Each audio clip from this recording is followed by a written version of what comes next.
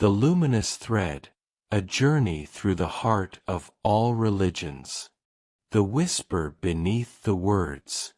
In the vast cathedral of human longing, where countless voices rise in prayer and supplication across the ages, there exists a silence more eloquent than any utterance. It is the silence that precedes all speech, the stillness from which every sacred text emerges like a river from its mountain source. Those who have traversed the inner landscapes of the world's spiritual traditions, who have descended into the depths of contemplation and ascended to the heights of ecstatic union, speak of something that cannot quite be spoken, a golden thread running through the tapestry of all religions, invisible to the casual observer yet radiant to the eyes that have learned to see. This is not a thread that binds, but one that illuminates. It does not constrain the diversity of human spiritual expression, but reveals its essential unity, like the white light that contains within itself all colors of the spectrum.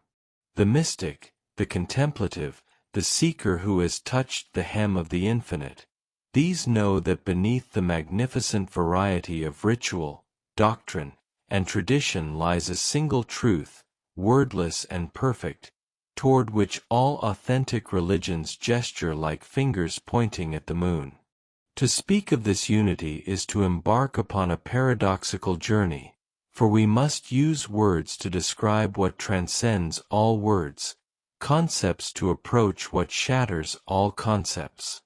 Yet the attempt must be made, for in this recognition of the common essence flowing through all faiths lies perhaps humanity's greatest hope for understanding, compassion, and peace.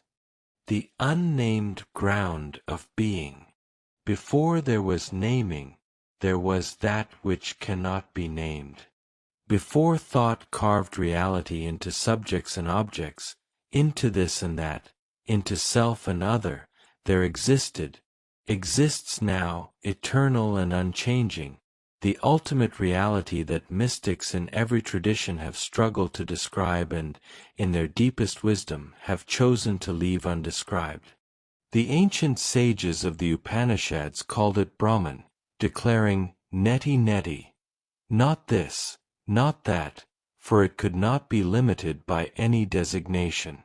The Buddhist masters spoke of Sunyata, the luminous emptiness that is paradoxically the fullness of all being.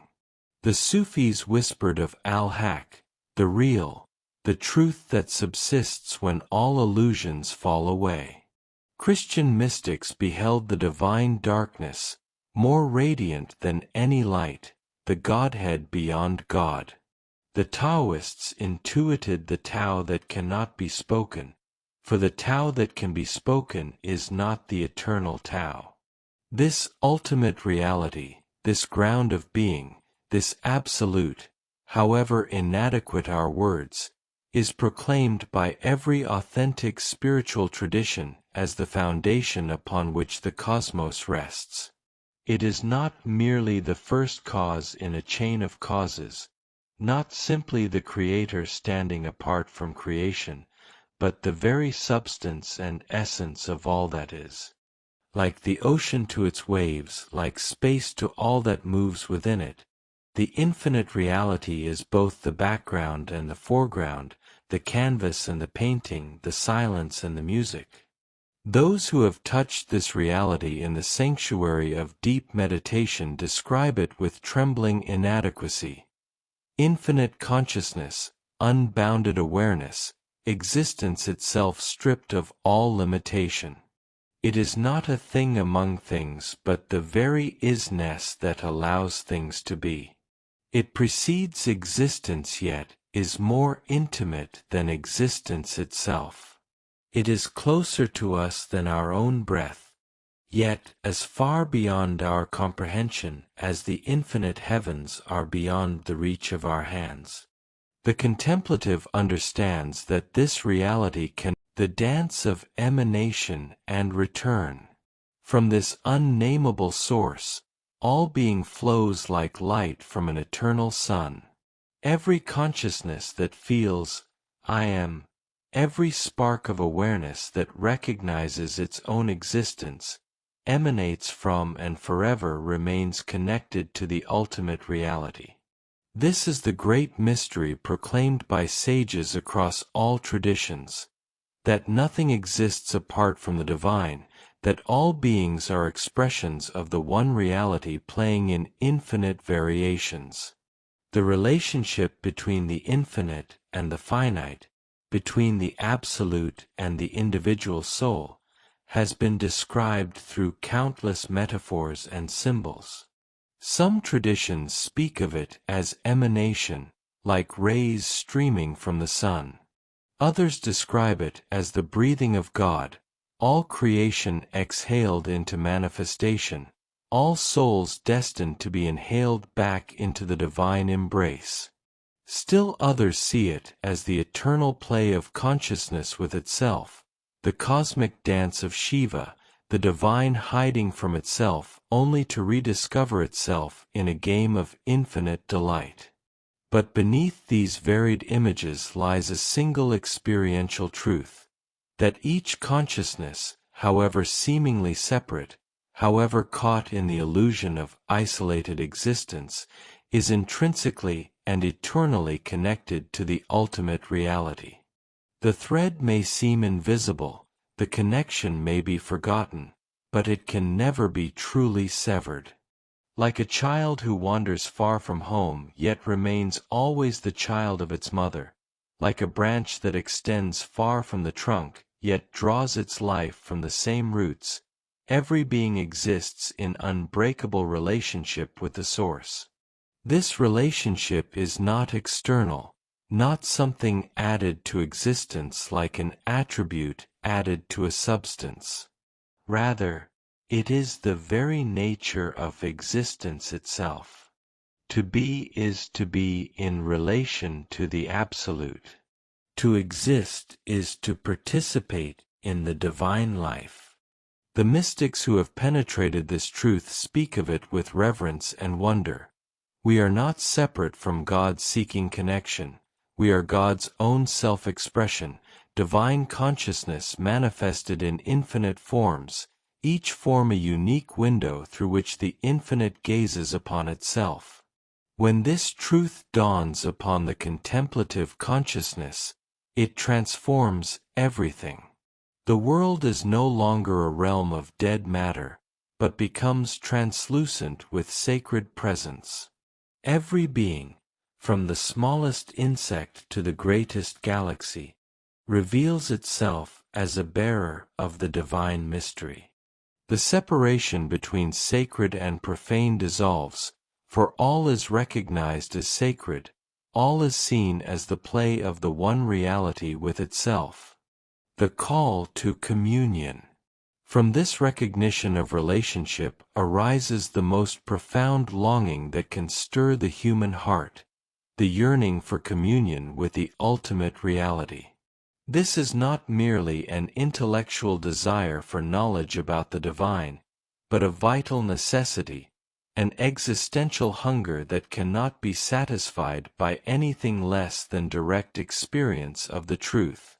Every religion, in its essence, responds to this call. Behind the rituals and dogmas, beneath the commandments and creeds, lies the same fundamental purpose: to facilitate the conscious reunion of the individual soul with its source. Prayer, meditation, contemplation, devotion, these are not arbitrary practices invented by religious authorities, but organic responses to the soul's inherent drive toward its own completion. The communication between the finite consciousness and the infinite is unlike any ordinary communication. It is not a dialogue between two separate entities, not a conversation between a subject here and an object there. Rather, it is the movement of consciousness toward its own deepest nature, the journey of the apparent self toward its true self. It is, in the paradoxical language of mysticism, the discovery that the one seeking and the one sought are ultimately not two. This communion takes many forms across traditions. For some, it manifests as the ecstatic love of the Bhakti poet for the beloved, where the boundary between lover and beloved becomes deliciously blurred. For others, it appears as the serene awareness of the Buddhist practitioner, recognizing the empty yet luminous nature of consciousness itself. The Christian mystic may experience it as union with Christ, the dissolution of self into the divine presence. The Sufi whirls in dance until only the dance remains. The Taoist sage sits in quiet naturalness until the distinction between sage and Tao evaporates like morning mist. Yet despite this glorious diversity of expression, the underlying movement is the same. Consciousness recognizing itself, the divine remembering itself through and as the individual soul, the ocean knowing itself in and as the wave. This is the true meaning of communion, not connection between separate entities, but the revelation of primordial unity that was never truly lost, only temporarily forgotten. The depths within. All authentic spiritual traditions point the seeker inward, for the ultimate reality that seems so distant, so transcendent, so utterly other, dwells in truth at the very core of one's being. This is perhaps the most revolutionary claim of the mystical traditions, that the journey to God is a journey into oneself, that the path to the infinite leads through the depths of one's own consciousness. The external world, with all its multiplicity and variety, is recognized by the contemplative as the play of surface phenomena. Like waves that dance upon the ocean's surface while the depths remain unmoved, the ever-changing world of sensory experience masks the unchanging reality that underlies it. To pursue fulfillment in external objects, to seek completion through accumulation of experiences or possessions, is to chase shadows while ignoring the substance that casts them. Thus every religion, in its esoteric core, teaches the necessity of turning within. The kingdom of heaven is within you, taught the Christ. Know thyself, instructed the oracle of Delphi. The self is to be realized, not sought in external things, proclaimed the Upanishadic sages. Look within, you are the Buddha, encouraged the Zen masters. But this inward turn is not a mere psychological introspection, not a narcissistic preoccupation with one's personal history or mental states. It is a profound descent into the depths of consciousness, a journey beyond the surface mind with its endless thoughts and emotions, beyond the ego with its desires and fears, beyond even the subtle realms of inner experience, toward the very ground of being itself. In this descent, the seeker discovers that consciousness has layers, dimensions, depths previously unsuspected. There is the surface consciousness that identifies with the body-mind, the ego self that says, I am this particular person with this particular history.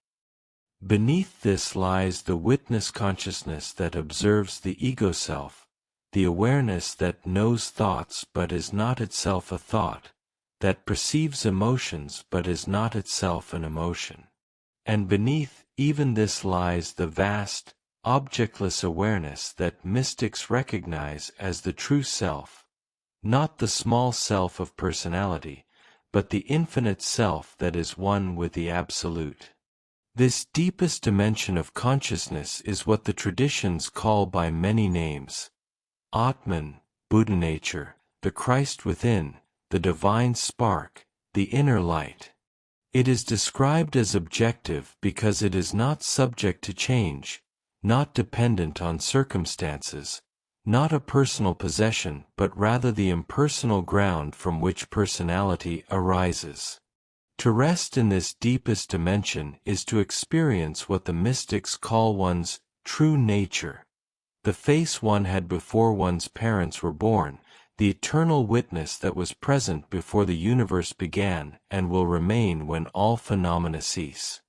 All spiritual practices, meditation, prayer, contemplation, devotion, are ultimately designed to facilitate this inward journey, this descent into the depths where the individual consciousness discovers its identity with ultimate reality. They are methods for quieting the turbulent surface of the mind, for releasing the grip of ego identification, for allowing consciousness to sink into its own infinite depths like a stone settling to the bottom of a still pond.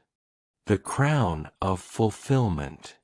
The goal toward which all authentic spiritual paths lead, despite their differences in language and methodology, is the direct experience of ultimate reality. This is the summit of human possibility, the fulfillment of the soul's deepest longing, the completion of the journey that began with the first stirring of spiritual hunger.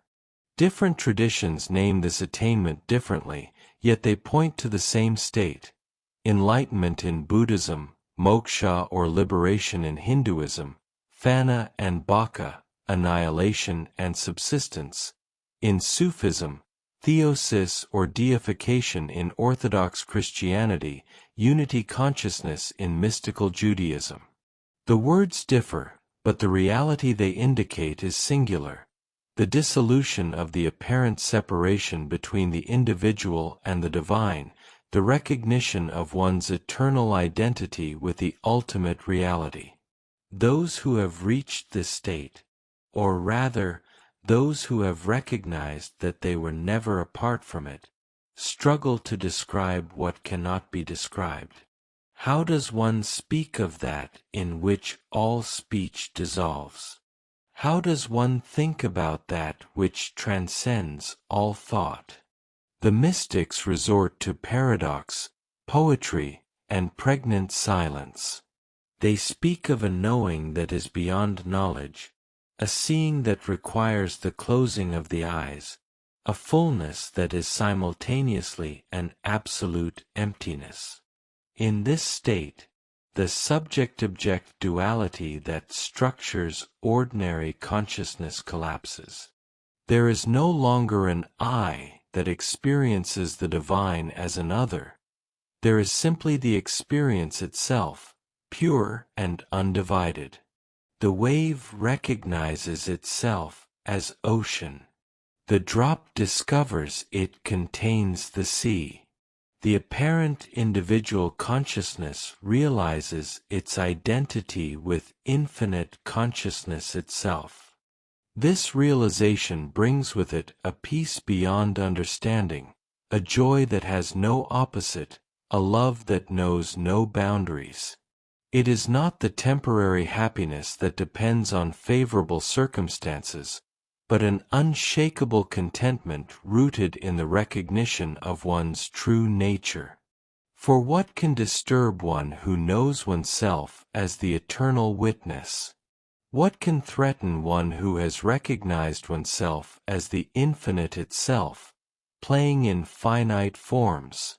Yet this is not a cold, abstract realization. It is accompanied by profound compassion, for in recognizing oneself as the self of all, one naturally experiences the suffering and joy of all beings as one's own.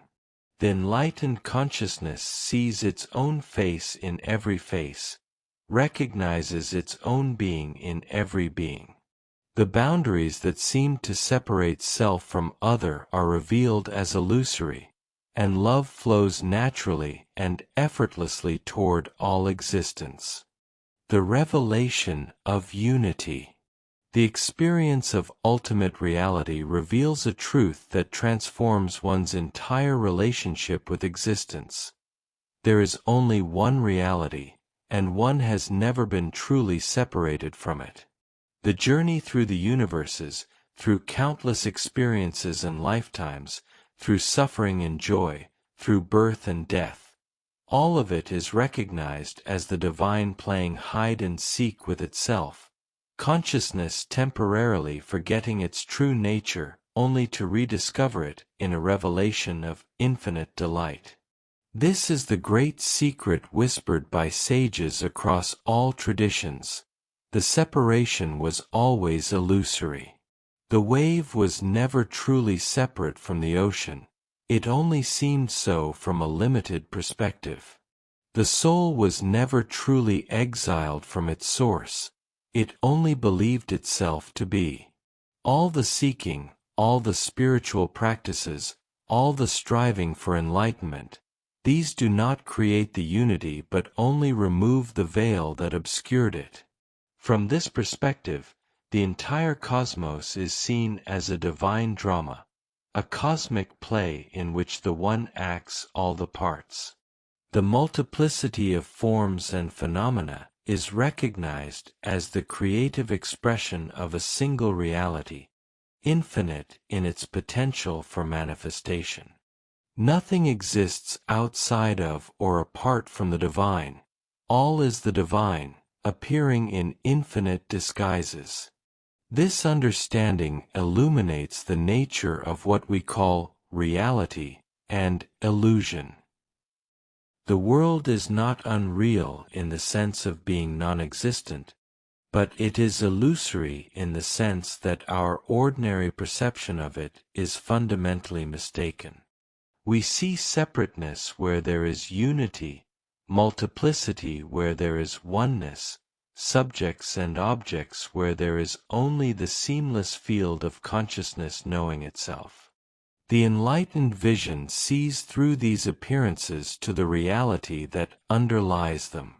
It recognizes the world as both real and unreal, real as the manifestation of the divine, unreal as independent entities separate from the source. Like dreams that seem utterly real while we sleep but are recognized as insubstantial upon waking, the phenomena of existence are seen as the dream of consciousness within consciousness itself. This revelation brings tremendous freedom. If all is the divine play, then there is nothing to fear, nothing truly to gain or lose, nowhere to go because one is already there, nothing to become because one already is.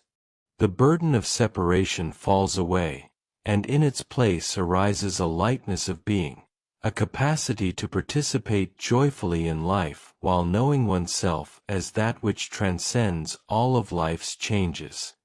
The living truth beyond words. Yet in all this speaking of the ultimate reality, in all these attempts to capture in language what can never be captured, we must remember a crucial truth. Religions are only signposts, not the destination. They are fingers pointing at the moon, not the moon itself. The map is not the territory, the menu is not the meal, and the description of water will never quench thirst. Every sacred text, every doctrine, every theological system is at best an approximation, a human attempt to express in the limited medium of concepts and words what is by nature beyond all limitation.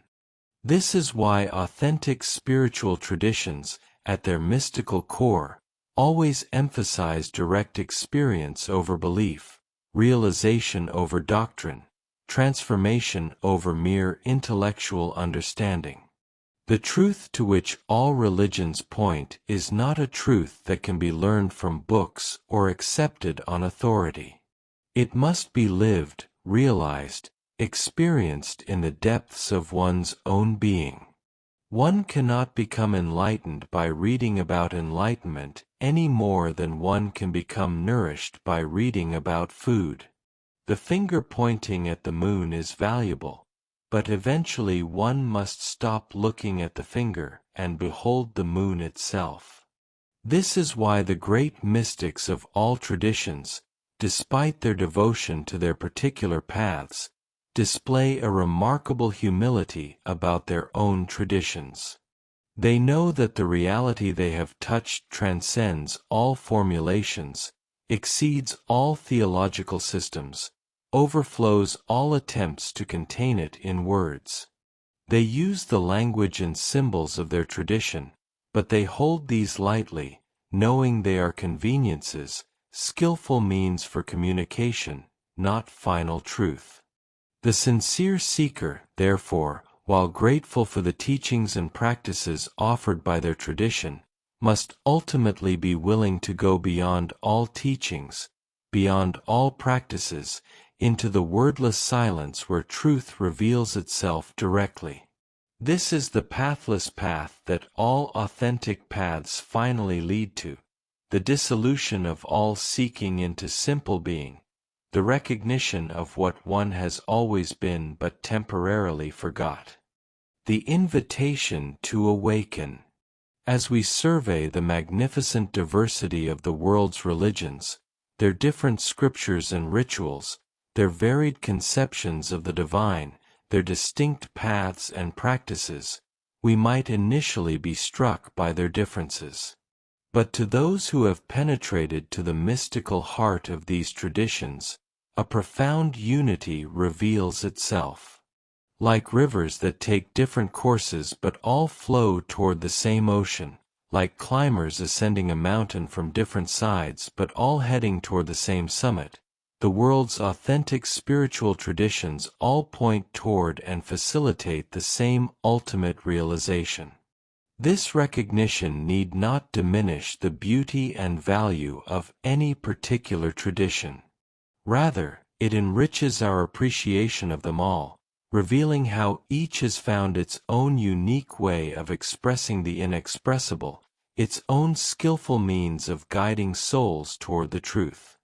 The differences between religions, when seen from this perspective, are not causes for conflict but occasions for wonder, testifying to the infinite creativity with which consciousness expresses itself, the manifold ways the divine calls to itself. For the reader who has journeyed with these reflections, an invitation naturally arises, not to believe what has been written, but to verify it through direct experience. The contemplative path is open to all, requiring no special talent or qualification beyond sincerity and persistence. Begin where you are, with whatever tradition speaks to your heart, or with no tradition at all if that feels true. The important thing is not the starting point but the direction, inward and upward, toward the depths and toward the heights, which are ultimately the same. Sit in silence and observe the movements of your own consciousness. Question who you truly are beyond all the roles and identities you have assumed. Investigate the nature of the awareness that knows your thoughts and experiences.